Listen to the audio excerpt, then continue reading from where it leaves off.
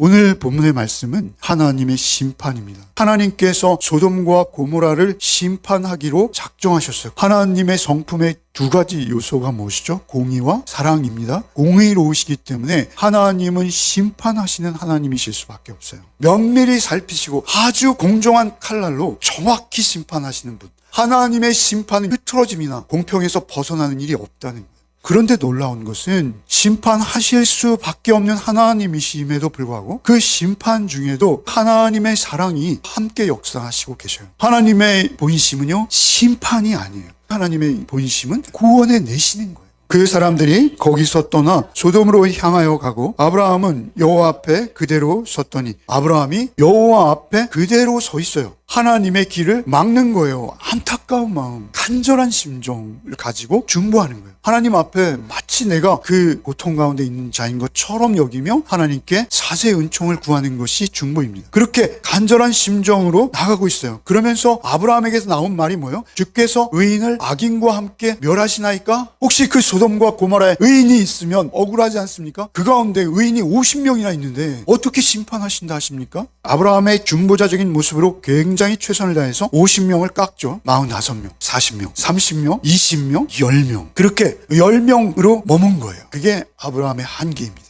그런데 한 명이 되었다 하더라도 이게 가능했을까요? 예레미야 5장 1절. 너희는 예루살렘 거리로 빨리 다니며 그 넓은 거리에서 찾아보고 알라. 너희가 만일 정의를 행하며 진리를 구하는 자 한 사람이라도 찾으면 내가 이 성읍을 용서하리라. 예루살렘은 하나님의 성소가 있는 곳이고 하나님의 도성이란 자부심이 있었어요. 그런데 결국은 바벨론에게 정복되죠. 왜입니까? 의인이 한 명도 없는 거예요. 한 명. 이 논리는 성경 전체를 관통하는 것입니다. 바울 사도는 뭘 하세요? 기록된 바 의인은 없나니 하나도 없으며 누구도 롯도 아브라함도 될 수 없다는 거예요. 하나님의 은혜가 아니고서는 구원을 받지 못합니다.